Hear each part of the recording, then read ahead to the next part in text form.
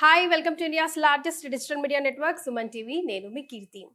So కష్టపడి చదివినా కూడా సరైన ప్లేస్మెంట్ రావట్లేదా? దానికోసం చాలా బాధపడుతున్నారా? లేదా జాబ్ అవకాశం వచ్చినా ఇంటర్వ్యూని క్రాక్ చేయలేకపోతున్నారా? నెక్స్ట్ స్టెప్, ఇంటర్వ్యూని సక్సెస్ఫుల్గా కంప్లీట్ చేసుకున్నా కూడా అక్కడికి వెళ్ళి జాబ్లో జాయిన్ అయ్యాక కొన్ని రోజులు అయిన తర్వాత అక్కడ ఇబ్బంది పడి మళ్ళీ బ్యాక్ టు పెవిలియన్ అవుతున్నారా? Here is the best video you have today అండి. ఈ వీడియో ద్వారా మీ ప్రశ్నలన్నిటికీ సరైన సమాధానాలు తెలియజేయడానికి నాతో పాటు ఉన్నారు యూసీఎస్ ఇన్ఫోటెక్ నుంచి ఉదయ్ గట్టిపాటి గారు. నమస్తే అండి. నమస్కారం మేడం. సో ఇందాక ఇంట్రడక్షన్లో నేను చెప్పినట్టుగా యూత్కి చాలా రకాల క్వశ్చన్స్ అండి. బికాస్ మార్కెట్లో చాలా టైట్. ఎంత కష్టపడి చదివినా, for example B Tech for the matter తీసుకున్నా కూడా బీటెక్ చదివిన తర్వాత ఫ్యామిలీ ప్రాబ్లమ్స్ వల్ల వెంటనే జాబ్ రాకపోతే అక్కడ ఏదో చిన్న పెద్ద జాబ్ జాయిన్ అయిపోయి ఒక అకౌంటెంట్గా కానీ ఏదైనా జాబ్ జాయిన్ అయినా కూడా మళ్ళీ ఐటీకి రిటర్న్ అవ్వాలనుకోవడం, కన్ఫ్యూజన్ స్టేట్ పిల్లలకి ఈ మధ్య కాలంలో చాలా ఉంది. ఫస్ట్ ఆఫ్ ఆల్ ఫస్ట్ క్వశ్చన్కి ఆన్సర్ చేయగలిగితే కనుక బీటెక్ కంప్లీట్ అయ్యింది, ఏదో ఒక జాబ్లో జాయిన్ అయ్యాను, కానీ అక్కడ నుంచి మళ్ళీ బ్యాక్ రావాలనుకుంటున్నాను, ఇంకొక బెస్ట్ పొజిషన్కి వెళ్ళాలనుకుంటున్నాను అనుకునే పిల్లలకి మీరు చెప్పే సమాధానం? డెఫినెట్లీ అండి, ఇక్కడ ల్యాక్ ఆఫ్ గైడెన్స్ అనేది చాలా ఎక్కువ ఉంది సొసైటీలో. చాలా మంది ఏంటంటే వాళ్ళకి గైడెన్స్ లేకపోవడం వల్ల వాళ్ళకి ఎటు వెళ్ళాలో తెలియక నలుగురు ఎటు వెళ్తున్నారు అటే వెళ్తున్నారు. ఇక్కడ ఏం జరుగుతుంది అంటే బీటెక్ అయిపోగానే నలుగురు ఏదో కోర్స్ చేస్తున్నారని చెప్పేసి వీళ్ళు కూడా అదే కోర్స్ చేస్తారు.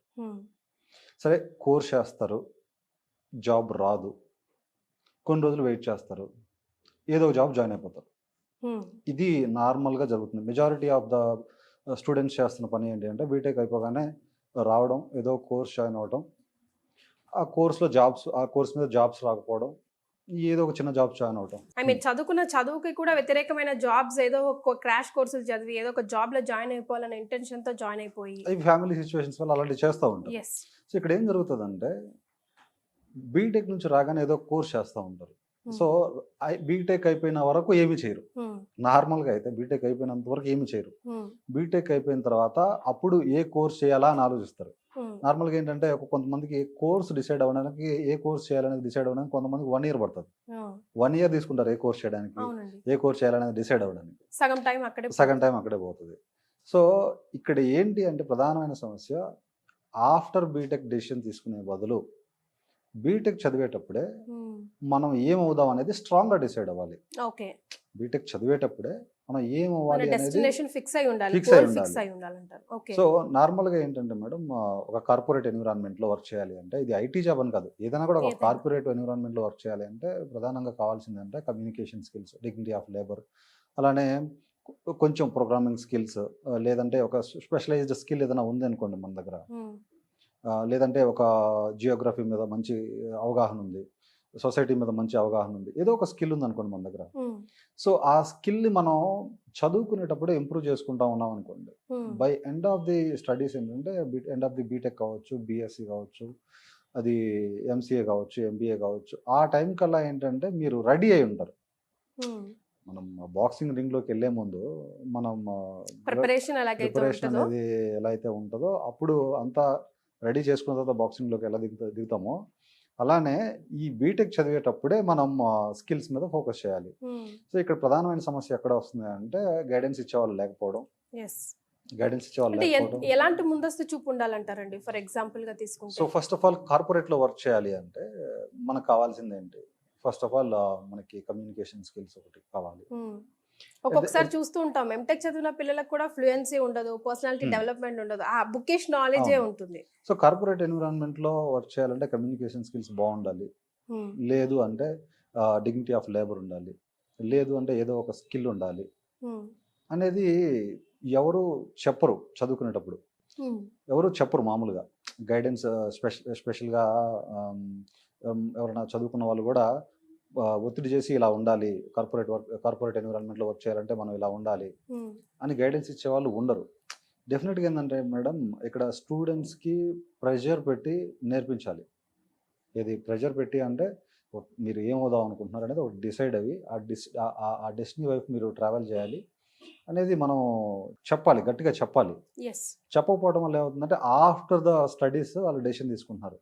ఆఫ్టర్ ద స్టడీస్ అప్పుడు వాళ్ళు కమ్యూనికేషన్ స్కిల్స్ మీద ఫోకస్ పెట్టడం, అప్పుడు వాళ్ళు ఏదో ఒక స్కిల్ మీద నాలెడ్జ్ తెచ్చుకోవడం మొదలు పెట్టడం, సో ఏదైనా కూడా ఇవన్నీ ఇంప్రూవ్ చేసుకునేసరికి ఒక 2.5 years 3 years పడుతుంది.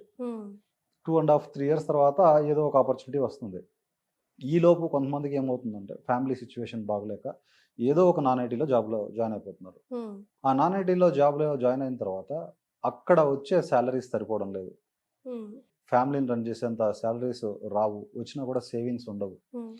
సో సాటిస్ఫాక్షన్ అయితే ఉండదు మేడం. ప్రధానంగా ఏంటంటే కొన్ని నాన్ ఐటీ జాబ్స్లో సాటిస్ఫాక్షన్ ఉండదు. వాళ్ళు ఏం చేస్తారు, మళ్ళీ ఒక హైపేయింగ్ జాబ్, హైపేయింగ్ శాలరీ వచ్చే జాబ్లో జాయిన్ అవుదామని అనుకుంటారు. అప్పుడు ఏం చేస్తారు, ఏదో ఒక కోర్స్ నేర్చుకుంటారు. కోర్స్ నేర్చుకున్నప్పుడు ఏమవుతుందంటే వీళ్ళు కోర్స్ నేర్చుకునేటప్పుడు కొన్ని ప్రధానంగా చూడాల్సినవి ఉంటాయి. ట్రైనరు ఎంత బాగా చెప్తున్నారు, టిల్ ద ఎండ్ తనకు జాబ్ వచ్చేంత వరకు సపోర్ట్ ఇస్తున్నారా లేదా, ఇవన్నీ కూడా ప్రధానంగా మనం చెక్ చేసుకొని అప్పుడు మనం కోర్స్ చూస్ చేసుకోవాలి. కోర్స్ అంటే కోర్స్ డిమాండింగ్లో ఉందని చెప్పేసి తీసుకుంటే వాళ్ళు 45 daysలో కంప్లీట్ చేసేసి ఆ 45 days కంప్లీట్ చేసిన తర్వాత నీకు నాకు సంబంధం లేదు అనేంత పరిస్థితి ఎక్కువగా ఉంది. మరి మన దగ్గర ఎలా ఉందండి? సో డెఫినెట్గా మేడం మన దగ్గర ఎలా ఉంటుందంటే మీరు మన స్టూడెంట్స్ని కూడా కనుక్కోవచ్చు. వచ్చిన దగ్గర నుంచి ట్రైనింగ్ జాయిన్ అయిన దగ్గర నుంచి ఆ స్టూడెంట్ మీద అబ్జర్వేషన్ ఉంటుంది. ప్రతి ఒక్క స్టూడెంట్ మీద అబ్జర్వేషన్ ఉంటుంది. ప్రతి ఒక్కరితో ఇండివిజువల్గా మాట్లాడతాను. వాళ్ళ స్ట్రెంత్ వీక్నెస్ నేను ఐడెంటిఫై చేస్తాను. ఐడెంటిఫై చేయడంతో పాటు ప్రతి ఒక్కరిని బై పర్సన్ మీరే హ్యాండిల్ చేస్తారండి. ఆల్మోస్ట్ ఎంత మంది ఉంటారు? సో దాదాపుగా మన దగ్గర ప్లేస్ అయిన స్టూడెంట్సే 2000 మంది ఉంటారు మేడం. ప్లేస్ అయిన స్టూడెంట్సే 2000 మంది ఉంటారు. ఓకే. ఇదంతా కూడా కేవలం మనము ట్రైన్ చేసిన సబ్జెక్ట్ ఒక ఎత్తు అయితే గైడెన్స్ అనేది సెకండరీ. గైడెన్స్ కూడా కీ రోల్ ప్లే చేస్తుంది. సో ఇక్కడ ఈ నాన్ ఐటీ నుంచి ఐటీలోకి జాబ్లోకి రావాలనుకున్నప్పుడు ఏదో కోర్స్ నేర్చుకుంటారు. నేర్చుకుని ఏం చేస్తారంటే 45 daysలో కోర్స్ కంప్లీట్ చేసి ఆ తర్వాత ఏం చేయాలో అర్థం కాదు. ఆ ట్రైనర్ ఏమో నీకు నాకు సంబంధం లేదు అన్నట్టు ఉంటాడు. తర్వాత అంతే, కోర్స్ నేర్పించామా పంపించామా, డ్రైవింగ్ నేర్పించేసినట్టు. ఆ తర్వాత ఆ ఇంటర్వ్యూకి ఎలా ప్రిపేర్ అవ్వాలి, తర్వాత పోతే ఇంటర్వ్యూ క్వశ్చన్స్కి ఎలా ఆన్సర్ చేయాలి, ఇటువంటి అనేది అవగాహన ఉండదు వాళ్ళకి. అవగాహన ఉండదు. కొంతమంది ఏంటంటే ఇంకా ఆ ఫేజ్లో డ్రాప్ అయిపోతుంటారు. డ్రాప్ అయిపోయి మనకి ఇంకా వీలు కాదు, హై పేయింగ్ శాలరీస్ అనేది హైలీ పెయిడ్ జాబ్స్ అనేవి మన వల్ల కాదని చెప్పేసి కొంతమంది డ్రాప్ అవుతుంటారు.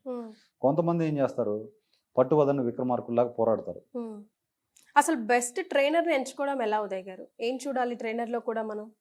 ట్రైనర్ని మనం చూస్ చేసుకునేటప్పుడు ఫస్ట్ ఆఫ్ ఆల్ అతని యొక్క ఇంటెంట్ ఏంటి, అది వే ఆఫ్ ఎక్స్ప్లెనేషన్ ఎలా ఉంటుంది, అతను స్టూడెంట్స్ నుంచి ఏం కోరుకుంటున్నాడు, అంటే స్టూడెంట్స్ నుంచి ఏం కోరుకుంటున్నాడు అంటే స్టూడెంట్స్ యొక్క లైఫ్ ఇతను సెట్ అయిపోతే తను సాటిస్ఫై అవుతున్నాడా, అంటే ఎలా ఉంటుంది అంటే మేడం బెస్ట్ ట్రైనర్కి ఎలా ఉంటుంది అంటే ఆపోజిట్ పర్సన్ మనం ట్రైన్ చేసిన పిల్లల్ని ది బెస్ట్ పొజిషన్లోనే చూడాలనుకుంటాడు. ఎట్లయినా ఇంటెన్షన్ ఉంటుంది. ఏదో వచ్చాడా మన పని మనం చేసుకున్నామా వెళ్ళిపోయామా అనేది సెకండ్ గమనించాలి.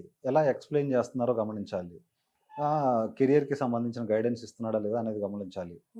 అలానే మనకి రెజ్యూమే ప్రిపరేషన్ కావచ్చు, ఇంటర్వ్యూ టిప్స్ కావచ్చు, సర్టిఫికేషన్స్ చేయాలంటే తన సపోర్ట్ ఇవ్వటం, ఇలా చేసుకుంటే బాగుంటుంది ఇలా అని చెప్పడం, అవన్నిట్లో కూడా మీరు కేర్ తీసుకుంటారు. రెజ్యూమే ప్రిపేర్ చేయడంలో, ఇంటర్వ్యూని ఎట్లా క్రాక్ చేయాలి, ఇలాంటి విషయాల్లో కూడా మీరు కేర్ తీసుకొని ట్రైనింగ్ ఇస్తూ ఉంటారు. మన దగ్గర జాయిన్ అయిన దగ్గర నుంచి చివరి వరకు జాబ్ వచ్చేంత వరకు మన గైడెన్స్లోనే ఉంటుంది మేడం.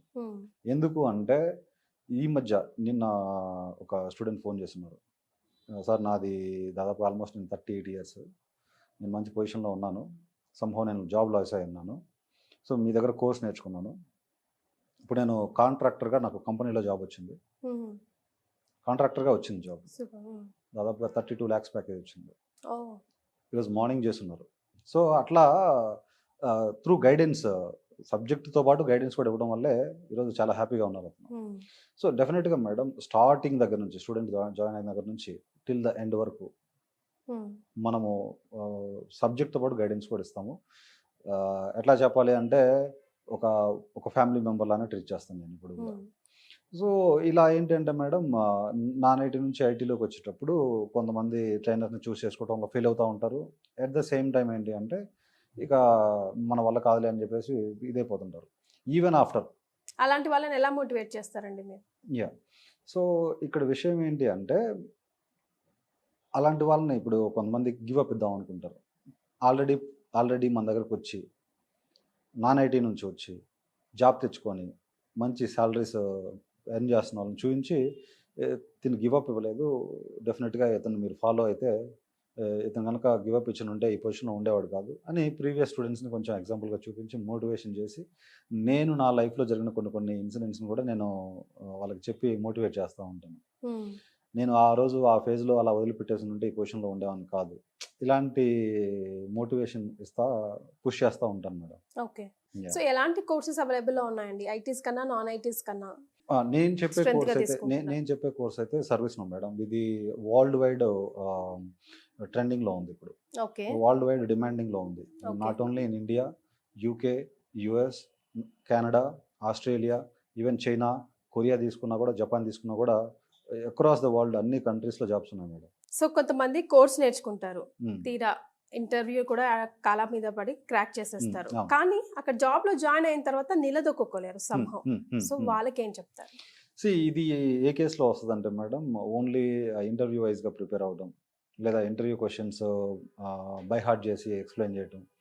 ఇలాంటి కేసు వల్ల ఏమవుతుందంటే ఒక 30-40 ఇంటర్వ్యూస్ తర్వాత వాళ్ళు ఇంటర్వ్యూ అయితే క్రాక్ చేయగలుగుతారు, కానీ so end of the day వాళ్ళకి కావాల్సింది, క్లయింట్స్కి కావాల్సింది ఏంటి, వర్క్ డెలివర్ చేయడం అనేది కావాలి. సో నీకు ఇంటర్వ్యూ క్రాక్ చేయడం తెలిసినడివి వర్క్ డెలివర్ చేయడం తెలియకపోతే వాళ్ళు ఎక్కువ కాలం ఉంచుకోరు, డెఫినెట్గా బయటికి పంపించేస్తారు. సో చాలామంది ట్రైనర్స్ ఏం చేస్తూ ఉంటారంటే ఇంటర్వ్యూ క్వశ్చన్స్ ప్రిపేర్ అవ్వండి, ఆన్సర్ చేయండి అని చెప్పేసి చెప్తూ ఉంటారు. లోపలికి వెళ్ళిన తర్వాత పర్ఫార్మెన్స్ సరిగా లేక బయటకు వచ్చేస్తూ ఉంటారు. అందుకని నేను మొదటి నుంచి కూడా చెప్పేది ఏంటంటే స్టూడెంట్స్కి సబ్జెక్ట్ మీద ఫస్ట్ కాన్సన్ట్రేషన్ చేయండి, జాబ్ మీద నెక్స్ట్ కాన్సన్ట్రేషన్ చేయండి. Interview questions and all I will be giving you in the end of the session, in the end of the training చివరిలో ఇస్తాను. ఇంటర్వ్యూ క్వశ్చన్స్ మీద మీరు ఫోకస్ చేయకూడదు. మీరు ఫోకస్ చేయాల్సిందల్లా కూడా వర్క్ ఎలా కంప్లీట్ చేయాలనే దాని మీద మీరు ఫోకస్ చేయాలి. అది నేను నేర్పిస్తాను ఇక్కడ. ఒక టాస్క్ వచ్చినప్పుడు దాన్ని ఎండ్ టు ఎండ్ ఎలా కంప్లీట్ చేయాలి, ఐటీలో టాస్క్స్ ఎలా వస్తాయి, ఇలాంటివి నేను చెప్తాను. సో అవి వర్క్ ఎలా చేయటం అనేది నేను నేర్పిస్తాను ఐటీలో. ఇది ఇంటర్వ్యూ క్వశ్చన్స్ ప్రిపేర్ చేయడం, ఇంటర్వ్యూ క్వశ్చన్స్ ప్రిపేర్ అయ్యి లోపలికి వెళ్ళిన పర్ఫార్మెన్స్ ఇవ్వకపోవడం. నా స్టూడెంట్స్ దాదాపుగా ఇంతమంది ప్లేస్ అయ్యారు కదా మేడం, ఒక్కళ్ళంటే ఒకళ్ళు బయటికి రాలేదు. ఎక్కడైనా ఉండొచ్చేమో కానీ నాకైతే చెప్పలేదు. సో అట్లా మనం గైడెన్స్ ఇచ్చే విధానం కావచ్చు, మనం చెప్పే విధానం కావచ్చు, చాలా స్టూడెంట్స్ ఏంటంటే అట్రాక్ట్ అవుతూ ఉంటారు. మన దగ్గర ఏంటి అంటే బెనిఫిట్, ఒక సొంత మనిషిలాగా ట్రీట్ చేస్తాము. ఒక సొంత మనిషిలాగా ట్రీట్ చేయడంతో పాటు వాళ్ళకి గైడెన్స్ ఇస్తూ ఉంటాము. ఎంతకాలం అయినా సరే మన దగ్గరే ఉంటాం, జాబ్ వచ్చేంత వరకు మన దగ్గర పెట్టుకుంటాం. మనం ఎక్కడ కూడా ఎవరిని కూడా పెయిన్గా ఫీల్ అవ్వం. మీరు ఇంకా రండి, వచ్చి ఇక్కడ కూర్చొని ప్రాక్టీస్ చేయండి, నా ముందే కూర్చొని ప్రాక్టీస్ చేయండి, మీకు ఏదైనా డౌట్స్ ఉంటే నా దగ్గరకు రండి. అట్లా నేనేం చేస్తానంటే వాళ్ళకి అన్ని విధాలుగా మోటివేషన్ ఇస్తాను. మోటివేషన్ ఇచ్చేసి కోర్సు స్టార్ట్ అయిన దగ్గర నుంచి వాళ్ళతోటి డైలీ ఇంటరాక్ట్ అవ్వటం, వాళ్ళకి ఏదైనా డౌట్స్ ఉంటే తీర్చేసి, వాళ్ళకి ఇంకా ఏదైనా మంచి మంచి విషయాలు ఉంటే చెప్పి, మార్నింగ్ నుంచి ఈవినింగ్ వరకు వాళ్ళతో పాటే ఉండి, దాంతోపాటు ఇంటర్వ్యూ క్వశ్చన్స్ కావచ్చు, రెజ్యూమే ప్రిపరేషన్స్ కావచ్చు, డైలీ టాస్క్స్ కావచ్చు, అలానే సర్టిఫికేషన్స్ చేయాలంటే ఎలా చేయాలి, ఇంటర్వ్యూ టిప్స్, ఇటువంటివన్నీ చేస్తూ ఉంటాను. వాళ్ళు నా దగ్గర 2 months ఉన్నా, 3 months ఉన్నా, 4 months ఉన్నా, 6 months ఉన్నా, 7 months ఉన్నా, ఎన్ని మంత్స్ ఉన్నా కూడా వాళ్ళని నా వల్లనే ట్రీట్ చేస్తూ ఉంటాను, నాతో పాటే ఉంచుకుంటాను జాబ్ వచ్చినంత వరకు. సో ఇట్లా మనము మార్కెట్లో అందరికీ కొంచెం ఫేవరెట్గా అయ్యాము. సో ఈ విధంగా మనం ఏంటంటే ఒక నాన్ ఐటీ స్టూడెంట్స్ కానీ, కెరియర్ మీద అవగాహన లేని వాళ్ళకి కానీ గైడెన్స్ చేయాల్సిన అవసరం ఉంది. ఈ మన ఇంటర్వ్యూ సెషన్ అంతా ఒక జిస్ట్ లాగా చేసి చూస్తున్న ప్రేక్షకుడికి చెప్పాలంటే, ఒక స్టూడెంట్కి చెప్పాలంటే, ఒక ఉద్యోగం కోసమో లేకపోతే వాట్ నెక్స్ట్ అని లైఫ్లో ఆలోచిస్తున్న వాడికి చెప్పాలంటే మీరు ఏం చెప్తారు? First of all to summarise, మనం సమ్మరైజ్ చేయాల్సి వస్తే మేడం, మనము గ్రాడ్యుయేషన్ చేసేటప్పుడే, మనం చదువుకునేటప్పుడే గోల్ ఫిక్స్ అయిపోవాలి. దాని వైపు మనం ప్రయాణం సాగించడం మొదలు పెట్టాలి. అది ఫస్ట్ థింగ్. అయితే సెకండ్ థింగ్, మనము నాన్ ఐటీ జాబ్స్ వైపు వెళ్ళినా కూడా మంచి ట్రైనర్ని చూస్ చేసుకొని అన్ని విధాలుగా గైడెన్స్ ఇస్తున్నాడా లేదా అనేది చూసుకోవాలి. అది సెకండ్ పాయింట్. మూడో పాయింట్ ఏంటి అంటే ఇంటర్వ్యూ పాయింట్ ఆఫ్ వ్యూలో ప్రిపేర్ అవ్వకూడదు. ఇంటర్వ్యూ పాయింట్ ఆఫ్ వ్యూలో ప్రిపేర్ అవ్వడం వల్ల లోపలికి వెళ్ళిన తర్వాత పర్ఫార్మెన్స్ అనేది సరిగా లేకపోతే definitely they will ask you to leave that place. Interview success అయ్యి జాబ్ జాయిన్ అయినా కూడా తర్వాత కంటిన్యూ కాలేరు. అంటే నేను చెప్పేది ఏంటంటే ఇంటర్వ్యూ ఫోకస్గా నేర్చుకోవడం కాకుండా వర్క్ ఎలా కంప్లీట్ చేయాలి అనే విధంగా నేర్చుకుంటే, సబ్జెక్ట్ మీద ఫోకస్ పెడితే డెఫినెట్గా వాళ్ళు వర్క్ కంప్లీట్ చేయగలుగుతారు, ఇంటర్వ్యూ కూడా క్రాక్ చేయగలుగుతారు. దీని మీద ఫోకస్ పెడితే ఆటోమేటిక్గా ఇంటర్వ్యూ క్రాక్ చేయడం అనేది ఈజీ అయిపోయింది. ఓన్లీ ఇంటర్వ్యూ క్రాక్ చేయడం అనేది చేస్తే ఓన్లీ బై హార్ట్ చేసేసి క్వశ్చన్స్ కానితే ఆన్సర్ చేస్తారు ఇంటర్వ్యూస్లో. బట్ లోపలికి వెళ్ళిన తర్వాత వర్క్ చేసే క్రమంలో కనుక మీరు ఆన్ టైంలో డెలివర్ చేయకపోతే definitely they will ask you to leave out. ఇంకొకటి ఏంటంటే ట్రైనర్ మనం ఎవరి దగ్గర అయితే కోర్స్ తీసుకుంటామో వాళ్ళు కూడా టిల్ ద ఎండ్ సపోర్ట్ ఇవ్వాలి. టిల్ ద ఎండ్ అంటే కోర్స్ అయిపోయింది కదా నువ్వు వెళ్ళిపో, నీకు నాకు సంబంధం లేదు అన్నట్టు కాకుండా, అన్ని విధాలుగా సపోర్ట్ చేసే ట్రైనర్ అయి ఉండాలి. సో అలాంటి ట్రైనర్స్ మనం చూస్ చేసుకోవాలి. సో ఈ సజెషన్స్ అయితే నేనైతే ఇస్తాను మేడం. స్పెషలీ పేరెంట్స్ ఎడ్యుకేటెడ్ లేకపోయినా, లేకపోతే సరైన దారి ఎవరు చూపించలేకపోయినా, ఫికిల్ మైండెడ్తో లేకపోతే కన్ఫ్యూజన్ స్టేట్లో ఉన్న వాళ్ళకి డెఫినెట్గా ట్రైనర్ అన్నది ఒక టార్చ్ లైట్ లాంటి వాడు. డెఫినెట్లీ ఒక గురువు అనే వాళ్ళు ఎవరికి ఎప్పుడైనా అవసరం ఉంటుంది. ఈవెన్ స్వామి వివేకానంద గారిని తీసుకుంటే ఆయనకి రామకృష్ణ పరమహంస గారు గురువు. స్వామి వివేకానంద గారు చాలా లెజెండరీ పర్సనాలిటీ, ఆయనకి కూడా గురువు ఉన్నారు. అంటే మనకి ప్రతి క్షణం కూడా ప్రతి దాంట్లో ప్రతి ఏరియాలో కూడా మనకు గురువు ఉండాలి. గురువు లేకుండా మనం ముందుకు సాగడం అనేది అది చాలా టఫెస్ట్ జాబ్ అనమాట. ఇక్కడ విషయం ఏంటంటే మేడం, ఇక్కడ ప్రధానంగా మాట్లాడుకోవాల్సి వస్తే గైడెన్స్ అనేది రైట్ గైడెన్స్ అనేది లేకపోవటం వల్లే ఇదంతా వస్తూ ఉంది. మనకి ఫ్యామిలీస్లో ఏంటంటే గైడెన్స్ ఇచ్చే వాళ్ళు తక్కువ మంది ఉంటారు. ఇది అతి పెద్ద సమస్య through out the Telugu states నేను అబ్జర్వ్ చేసింది ఏంటంటే ల్యాక్ ఆఫ్ గైడెన్స్ అనేది స్టూడెంట్స్ ఇలాంటి స్ట్రగుల్స్ ఫేస్ చేస్తున్నారని నేను అబ్జర్వ్ చేశాను. Well said sir. నిజంగా గైడెన్స్ అనేది చాలా important. Right time right guidance will make their career to go next level. Thank you so much. Thank you madam.